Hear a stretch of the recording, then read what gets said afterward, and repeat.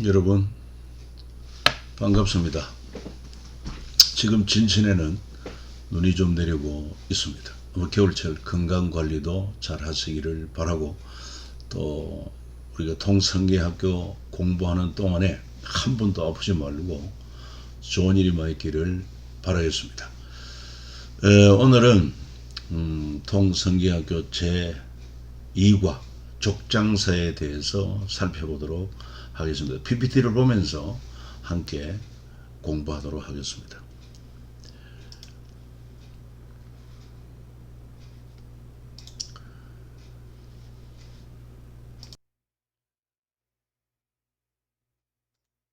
지금 우리가 이 통성경 길라잡이를 공부하고 있는데, 이 표지에 대해서 여러분 다시 한번 잠시 공부하면 좋겠습니다. 우리가 이 통성경으로 할 때에 성경을 내 손에, 이 성경 한 권을 내 손에 꼭 쥔다 이렇게 생각하면 좋아요. 그리고 성경에 대해서 구체적으로 뭐를 말할 수 있는가, 그 틀을 이해시키는데 목적이 있다고 생각하면 되겠습니다. 먼저 이 도형을 보면 말이죠. 이게 여러분 많이 보았지 않습니까? 이 물고기 도형인데 어떤 의미를 가지고 있느냐 하면은, 바로 물고기는 헬라어로 익두스라고 부릅니다. 그래서 이크는 뭘 말하냐면은 예수스, 예수라는 말이고, 그 다음에 크는 크라이스트, 그리스도를 말하는 것이고, 그 다음에 요거는 데우스, 하나님을 말하고, 그 다음에 비오스, 요거는 영어로 쌍, 아들이라는 뜻이고, 그 다음에 소텔, 이거는 구원이라는 것입니다. 그래서 예수 그리스도는 하나님의 아들이시고 우리의 구원자가 되신다 하는 초대교회, 로마 제국으로부터 핍박을 받고 있을 때 저들은 카타콤 지하 공동묘지에 숨어가지고 저들이 모이는 장소, 이걸 표시할 때 물고기 표시를 했다고 하는 것을 알 수가 있습니다. 참고로 이해하시면 좋겠고요. 자, 다시 한번 왜 통성경인가? 성경은 하나님의 계시, 즉 성령의 감동으로 기록해 주신 것으로, 목적은 뭡니까? 다른 영혼을 구원하여 하나님 나라를 회복하는 데 있다 하는 사실입니다. 여러분, 이 성경이 사실 66권이지만 하나님의 계시로 기록된 한 권의 책으로서 통일성을 가지고 있습니다. 창세기부터 계시록까지 어떤 통일성을 가지고 있느냐? 재미있는 것은요, 창세기 1장 2장, 그 다음에 성경 마지막 권 계시록 21장 22장 각 두 장에는 죄가 없는 낙원입니다. 무슨 얘기를 하니까, 창세기 1장 2장에 하나님께 원래 우리에게 낙원을 주셨는데 그 낙원을 왜 잃어버렸느냐? 죄 때문에 잃어버린 것입니다. 그래서 하나님께서 잃어버린 낙원을 회복하고, 그리고 하나님의 나라를 회복하기 위하여 하나님은 이 성경을 계시해 주셔서 우리의 죄인됨을 알게 하시고, 죄를 속하는 방법을 구약의 제사법을 통해서 알게 하시고, 마침내 실체가 되신 예수 그리스도를 이 땅에 보내주셔서 그분이 십자가에 못 박혀 피 흘려 죽으실 때 죄를 해결하고, 부활하실 때 죽음 문제 해결하고, 그래서 우리 주님은 성천하십니다. 그리고 약속을 주셨습니다. 누구든지 예수 그리스도를 구주로 믿으면 모든 죄 사함받고 하나님의 자녀가 되고, 그리고 천국 백성 되는, 그래서 그 약속이 마침내 이루어진 것이 어디냐? 완성된 것이 바로 계시록 21장 22장입니다. 새하늘 새 땅으로 완전히 회복되는 것입니다. 이처럼 성경은 창세기에서부터 요한계시록까지 하나님의 계시의 책으로서 우리 인간을 구원하기 위한 구원의 책이요, 그리하여 마침내 하나님의 나라를 회복하는, 원상태로 회복하는 여기에 있다 하는 것을 알 수 있어요. 그래서 성경은 66권이지만 한 권처럼 전체를 통으로 이해하는 것이 필요합니다. 그러기 위해서는 여러분, 성경을 전체로 이해하려고 할 때에 가장 좋은 방법이 뭐냐 하면은, 성경을 기록 연대기 순으로 해서 7틀에 20마당 52가 이렇게 정리하면은 이 성경을 여러분 손에 딱 쥘 수가 있어요. 자, 7트랙이 무엇입니까? 기억하십니까? 다음을 보시죠. 바로 7트랙으로 하는 것은 구약을 3트랙으로 나누어서 첫째 모세 오경, 그 다음에 왕정 500년, 그리고 페르시아와 제국 7권, 그리고는 중간사 한 권, 그리고 이제 신약에 오면은 사복음서, 사도행전 30년, 공동서신 9권, 이렇게 해서 모두 7트랙으로 분류를 하는 것입니다. 성경 전체를 분류하는 여러 가지 방법이 있지만은 이 통성경에 있어서는 이처럼 구약과 신약 중간사 이렇게 해서 7트랙이다. 여러분 스스로 이제 7트랙을 어떻게 나누는지 이것을 종이에 한 번씩 그려가면서 머리에 암기를 하시기 바랍니다. 그렇게 어렵지 않겠죠? 자, 그래서 이제 모세 오경이 이제 트랙 1 아닙니까?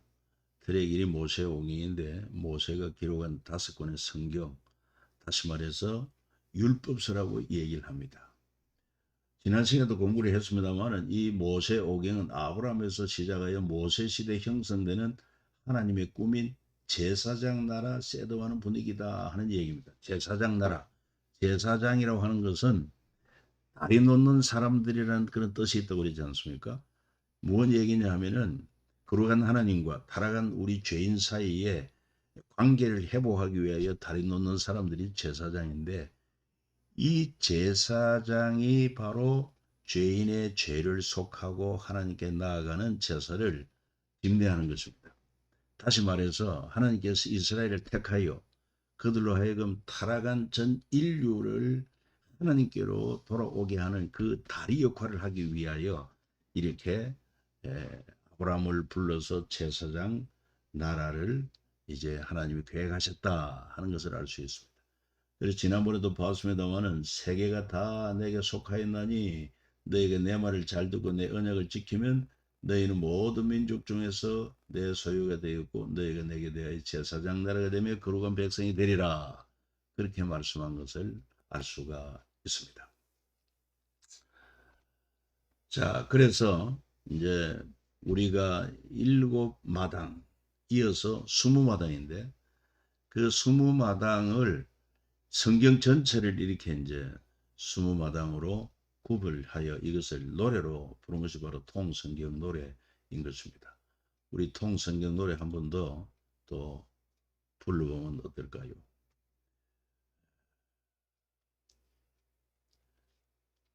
통성경 노래가 이게 조금 에러가 있습니다. 생략하고 넘어갑니다. 자, 그래서 우리가 지난 시간에는 이제 20 제1과 1트랙이 바로 모세오경이고 거기서 제1마당이 하나님 마음인데 하나님 마음에서 일과 원 역사를 우리가 공부를 했어요. 원 역사라고 하는 것은 창세기 1장부터 11장까지 내용, 역사 이전의 역사다 이래가지고 원 역사라고 했는데 거기에 창세기 1장부터 11장까지 중요한 사건이라면 천지창조, 그 다음에 또 인간의 타락, 그리고 가인과 아벨, 또 노아 홍수 사건, 그 다음에 족보, 그리고 바벨탑 사건, 이렇게 한 6가지 큰 제목을 이해하시면 좋습니다. 그리고 이제 오늘은 우리가 2과 족장사인데 이 족장사는 창세기 12장부터 시작해 가지고 50장까지 나오는 4명의 족장들에 대한 얘기입니다. 첫째 아브라함, 그 다음에 아들 이삭, 그 다음에 야곱, 그리고 애굽에 들어가게 된 요셉의 이야기. 이걸 흔히 4대 족장이라고 하는데, 그래서 2과에서는 족장사를 공부하되 요셉은 좀 분류를 해놓고 조금 상과에 가서 공부할 것이기 때문에 2과 족장사에서는 아브라함과 이삭과 야곱에 대한 얘기를 여러분들이 머리에 좀 기억하면 좋습니다. 그래서 아브라함에 대해서는 가장 핵심적인 얘기 뭘 할 수 있을까? 그 다음에 이삭에 대해서는 어떤 얘기를 할 수 있을까? 야곱에 대해서는 어떤 얘기 할 수 있을까? 이것을 오늘 족장사에서 여러분들이 좀 염두에 두면 좋겠습니다. 자, 제가 제2과 족장사인데 창세기 12장부터 36장의 내용을 이렇게 7가지로 요약을 했습니다. 첫 번째 이제 갈대아 우르에서 가나안으로 하나님께서 인도하셨죠. 그리고는 아브라함에게 큰 시험 이삭을 번제로 바치라. 이로 말미암아 그 테스트에 합격하여 아브라함은 하나님의 친구라는 이런 칭호 또 믿음의 조상되는 그런 복을 받게 된 것입니다. 그리고 이제 막벨라 굴에 묻힌 아브라함과 사라의 얘기, 그 다음에 순종과 영보의 사람 이삭, 야곱과 에서의 형제 갈등, 야곱의 하란 생활, 고향으로 돌아온 야곱. 그래서 족장사 12장 36장까지는 이렇게 한 7가지 좀 제목을 이해하면서 머리에 새겨두고 조금 이제 살을 붙여서 이해를 하면 우리 아이들에게도 그저 매일같이 조금씩 성경을 가르치면은 1년에 한 번 정도는 우리 자녀들에게 성경을 이야기할 수 있어야 되지 않겠나 하는 목적을 가지고 있습니다. 족장사에서 시간, 공간, 주요 인물을 참조하면 되겠고요. 그 다음에 특별히 모세 오경은 아까 이야기했습니다마는 제사장 나라를 셋업하는 데 있다고 그랬습니다. 이스라엘을 통해서 전 세계 인류를 하나님께로 돌아오게 하신 하나님의 섭리가 있다고 하는 것이죠. 이게 바로 열방을 향한 하나님의 꿈이다 이렇게 해석을 할 수 있습니다. 그 다음에 이제 우리가 이 족장사에서 첫 번째 하나님께서 아브라함을 이제 인도하십니다.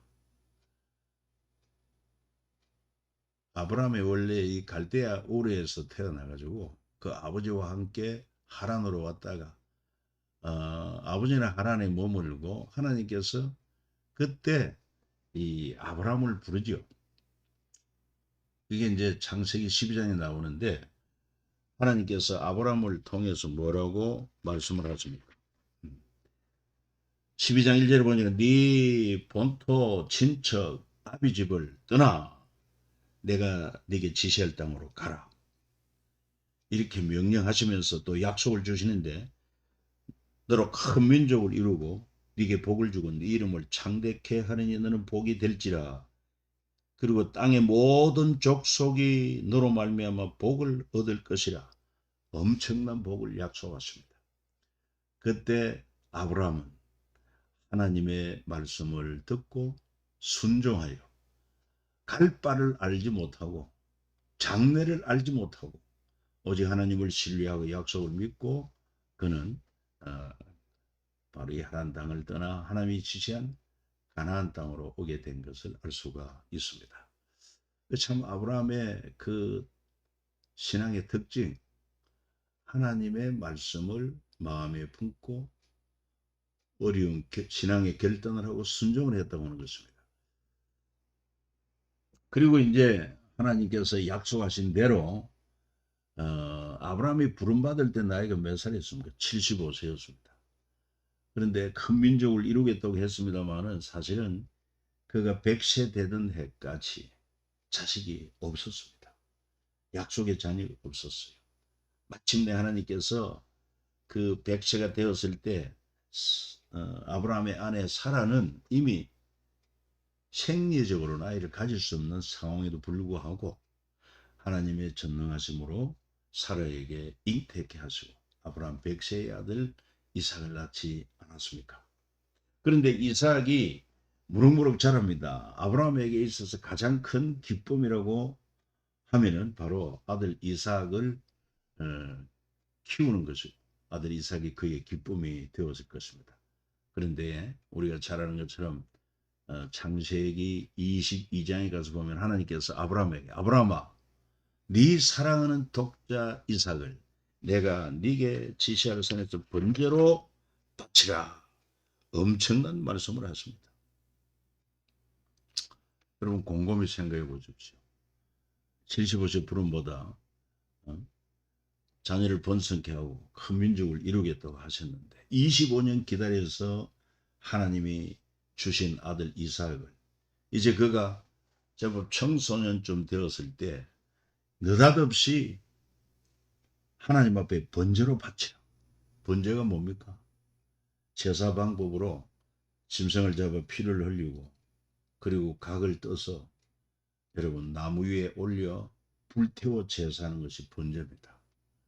아브라함은요 정말 하나님을 경외하고 순종의 사람으로 그의 모든 소유를 다 달라고 해도 아낌없이 드릴 수 있을 것인데 그 정도가 아니라 네 사랑하는 독자 이삭을 번제로 바치라. 참 우리로서는 갈등이 일어날 말씀이 아닐 수가 없습니다. 그럼에도 불구하고 여러분 성경은 뭘 말합니까? 아브라함은 순종을 합니다. 그것도 완전한 순종을 합니다. 그 자세한 내용들은 여러분 성경에서 읽어보고 앞으로 이제 자녀들에게 이렇게 큰 틀을 여러분들이 먼저 이해하고 큰 틀을 가르치고 그러면서 이 아브라함에 대한 이야기 이런 것은 또 별도로 여러분들이 정리해서 아이들한테 이야기해 주면 참 너무너무 좋을 것입니다. 자, 하나님이 지시한 산이 어디였습니까? 모리아 산입니다. 그래서 이삭을 번제로 드린 그 모리아 산이 나중에 하나님께서 다윗이 성전을 짓기를 원했을 때 너는 군인으로 손에 피가 많이 묻었기 때문에 그루원 성전 짓기 합당치 않다. 네 아들 솔로몬 때 내가 성전 건축을 허락하겠다. 해가지고 그 성전 건축터가 바로 오르난의 타작마당. 여기서 말씀을 보면 역대기 21장 18절에 나오는 말씀인데 여호와의 천사가 가드에게 명령하여 다윗에게 이르시기를 다윗성 올라가서 여부서 사람 오르난 타작마당 여호와를 위하여 제단을 쌓으라 말씀하십니다. 그 오르난의 타작마당이 바로 모리아산입니다. 그리고 그곳이 바로 나중에 솔로몬이 하나님의 성전을 건축한 곳이 바로 모리아산인 것을 알 수가 있습니다. 그리고 마침내 바로 우리 인류의 구세주 되신 예수님께서 바로 그 산에서 십자가에 못 박혀 피 흘려 돌아가신 사실을 우리가 이해할 때 하나님께서 이 이삭에게 네 사랑하는 독자 이삭을 바치라 말씀하셨고 하나님은 우리를 죄에서 구원하기 위해 그 당신의 사랑하는 독자 예수 그리스도를 보내주심으로 말미암아 정말 아브라함과 하나님은 이런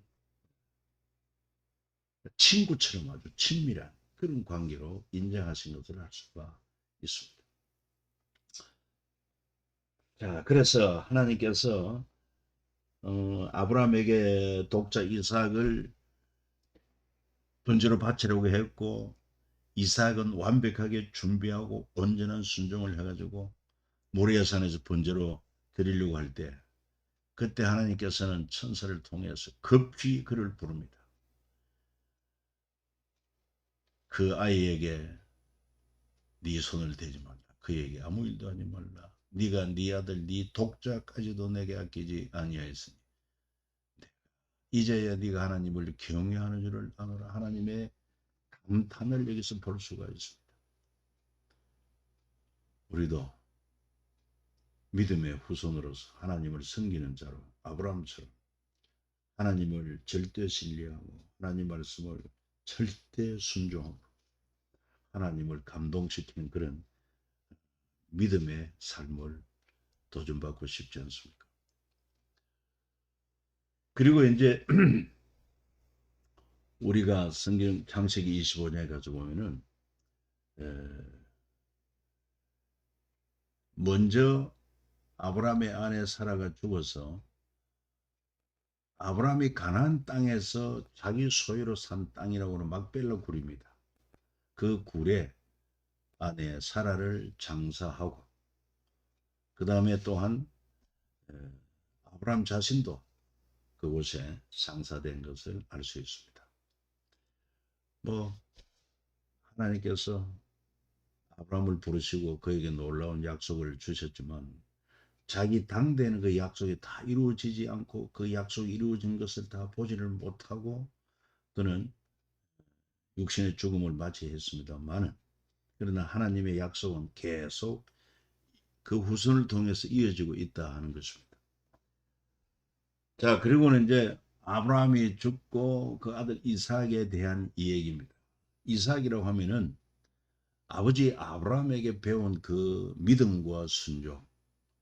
그래서 이삭도 참 순종의 사람이었어요. 예, 근데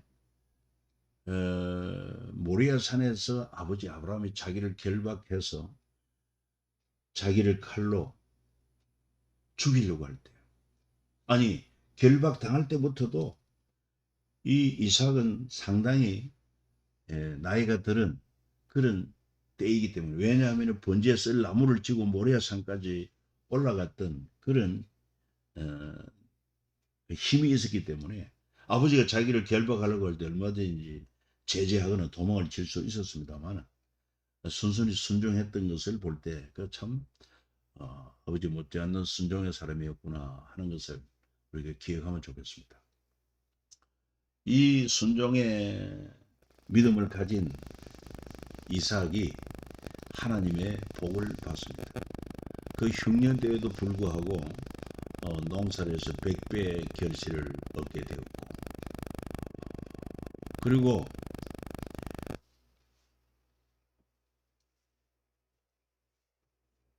여기서 우리가 알 수 있는 사실은 우리 환경이 어떠하든지 연연하지 아니하고 하나님 말씀에 순종할 때 하나님께서는 우리에게 부족함이 없도록 책임져 주신다. 그 믿음을 가지고 또 우리 자녀들에게도 그렇게 가르치면 좋겠습니다. 자, 그리고 이제 이 이삭이 결혼하여 아들을 낳는데 야곱과 에서 쌍둥이를 낳게 되죠. 사실은 먼저 에서가 출생하고 야곱이 뒤이어서 그 형의 발꿈치를 잡고 태어났다 해서 이름이 야곱이 되었는데, 그러니 벌써 어머니 리브가 태에서부터 서로 이렇게 다툼이 있었어요. 그가 태어나서 이제 본격적으로 야곱과 에서의 갈등이 시작되는데, 에서는 아주 성격이 외향적이고 사냥을 좋아하고 아버지 좋아했고, 그리고 야곱은 또 내성적이고 집안에서 주로 이제 어머니에 따라서 이렇게 살아서 어머니의 사랑을 받는 그런 인물이었던 것을 알 수 있습니다. 그래서 이제 이삭은 늘 이 사냥을 좋아하고 들러 다니고, 그래도 어느 날은 이제 그가 사냥을 하고 돌아오니까 얼마나 시장했던지 마침 그때 내성적이고 집안에 있는 이 야곱은 팥죽을 쓰고 있었지 않습니까? 그때 형 에서가 야 동생 그 팥죽 한 그릇 하고 했을 때 꽤 많은 야곱이 그냥 줄 수 없다. 어떻게 하면 되겠느냐. 형 장자의 명분을 내게 팔아라. 그랬을 때 이 에서는 내가 지금 배고파 죽게 됐는데 장자의 명분이 대수냐 하고, 그래 네가 가져라. 그리고 팥죽 한 그릇에 장자의 명분을 팔았습니다. 이걸 가르친 성경은 뭐라고 말하죠? 에서가 망령되이 그렇게 성경이 말씀하고 있지 않습니까? 왜냐하면은 이 장자의 명분이라고 하는 것은 히브리어 백호라는 짐승의 초태생을 의미하는데 따로 장자의 상속분을 의미합니다. 그래서 이 야곱은 장자의 명분이 얼마나 중요한 줄 늘 알았어요. 내가 정말 간발의 차이로 장자가 되지 못한 것에 대한 늘 그런 열망을 가지고 있었는데 기회를 잡은 것이죠. 그런데 에서는 그 장자의 명분을 가볍게 여겼습니다. 먹고 소화되고 배설될 팥죽 한 그릇에 바꾸어 버렸다. 이걸 망령된 행실을 우렸는데 우리가 한번 깊이 생각해 볼 필요가 있지 않습니까? 우리도 하나님을 섬기고 하나님 말씀을 따라 살면서 하나님이 약속하신 참 귀하고 영광스러운 약속들이 있는데 세상에 잠시 있다가 없어질 것 때문에 하늘의 영원한 그런 약속이 있는 그 말씀을 우리가 저버린다고 하면 역시 에서와 같이 망령된 사람이 될 것이다 하는 것도 귀한 교훈이 되리라고 생각합니다. 그리고 그 다음에 이제 또 한 가지 어떤 사건이 있었습니까? 형 에서와 야곱의 갈등 가운데 한 가지는 한 번은 이제 이삭이 아버지 이삭에게 나이가 많고 그래서 아들 에서를 불러가지고 너는 가서 사냥하여 내게 별미를 만들어 오라. 내가 좋아하는 별미를 만들어 오면 내가 네게 축복하리라 그랬습니다. 그러니까 에서는 신나서 그냥 좋아하는 사냥을 나갔습니다. 그때 그 이삭의 이 얘기를 들은 그 어머니 리브가가 아들 야곱을 불러서 너는 내가 시키는 대로 하라. 그래가지고 양을 잡고 그리고는 아버지 좋아하는 별미를 만들어서 야곱에게 너는 형 에서로 분장해가지고 아버지한테 별미를 갖다 드리고 그 축복을 받으라. 그랬습니다. 우리 잘 아는 것처럼 이삭은 이제 나이가 많아 눈이 어두웠다고 그랬습니다. 그래가지고 이 야곱이 어머니가 요리해 준 그 별미를 가지고 가서 하나님이 은혜를 베풀어서 이렇게 순적하게 사냥을 해서 아버지 좋아하는 별미를 만들어 왔습니다. 자, 맛있게 드시고 저를 마음껏 축복해 주세요 그랬어요. 그러니까 아버지 이상은 눈이 어두워서 잘 분별력은 없습니다.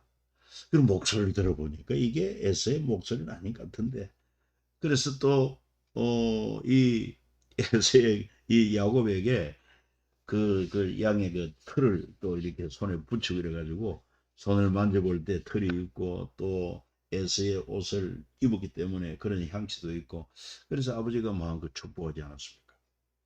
이것 때문에 뒤늦게 이 에서가 사냥을 해가 와서 별미를 만들어 왔을 때 깜짝 놀랍니다. 아니 별미를 만들어 와서 이미 내가 복을 다 빌었다. 그랬더니 이 에서가 큰 충격을 받죠. 그러면서 이 동생 야곱이 또 아버지를 속이고 나를 속였다. 그래가지고 형제 간의 갈등이 아주 심화되니까 그래서 그 어미 리브가와 아버지가 이제 약속을 해가지고 야곱을 멀리 하란에 있는 외삼촌 라반의 집으로 좀 피신해 있으라고 말한 것을 볼 수 있습니다. 그래서 야곱이 도망을 가죠. 도망을 갈 때 그 먼 길입니다. 이 브엘세바에서 하란까지는 약 한 800km라고 하는 그런 말이 있어요. 약 2천리길 아니겠습니까? 얼마나 위험한지 모릅니다. 가다가 날이 저물고 그리고 이제 노숙을 하는데 밤에 꿈을 꾸지요. 하늘에서 사닥다리가 내리고 천사들이 오르락 내리라는 것을 보고 그리고는 하나님의 음성이 들립니다. 하나님의 약속을 받게 되고 그래서 야곱은 깨닫습니다. 여기가 바로 하나님의 성전이구나. 그래서 배고 자던 돌베개를 세워놓고 기름 붓고 재단을 쌓고 하나님 앞에 기도한 것을 알 수가 있죠. 그래서 이제 야곱은 극적으로 자기 외삼촌 라반의 집에 가서 거기서 이제 생활하게 됩니다. 재미있는 사실은 아브라함의 아들 이삭도 신부를 구하기 위해서 그 아브라함이 자기 종 엘리에셀을 바로 이 하란에 보내가지고 그 라반의 누이 동생 되는 누굽니까? 리브가를 아내로 취했죠. 그런 것처럼 이 아들 야곱도 형을 피해서 물론 멀리 도망을 갔지만 그곳에서 외삼촌 라반의 딸, 그러니까 레아와 라헬, 그리고 또 그들의 여종들, 이렇게 4명의 부인에 그리고 12아들을 낳게 됩니다. 특별히 레아를 통해서 르우벤, 시므온, 레위, 유다, 이삭을 스불론 이렇게 낳게 됩니다. 그 다음에 그 레아의 라헬의 여종을 통해서, 왜냐하면은 이 라헬은 임신을 못했어요.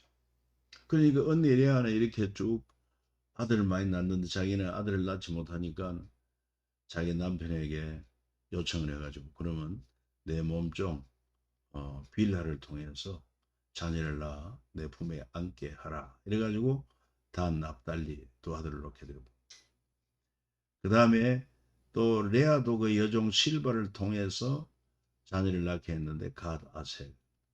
마침내 하나님께서 라헬도 태를 열어서 아들을 낳게 했으니까 요셉, 베냐민. 그러니까 요셉이 12형제 가운데 11번째, 베냐민 12번째 아들이다 하는 것을 알 수 있습니다. 그래서 12지파가 여기에서 나오게 되는 것입니다.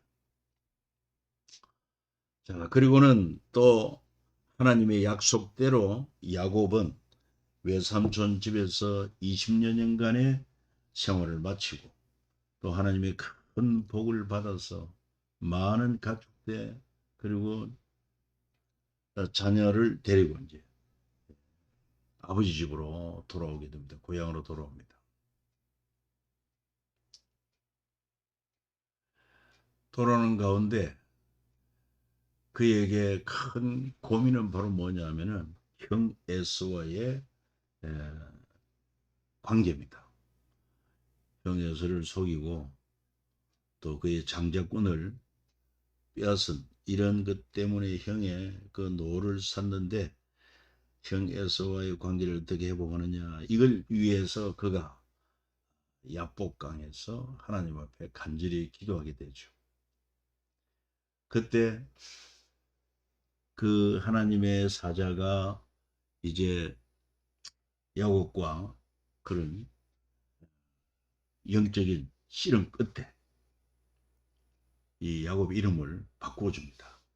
창세기 32장 28절에 나오는 말씀인데 한번 읽어봐요. 그가 이르되 내 이름을 다시는 야곱이라 부를 것이 아니요 이스라엘이라 부를 것이니 이는 네가 하나님과 및 사람들과 겨루 이겼음이라 하는 그런 이름이 바꾸어지는 복을 받습니다.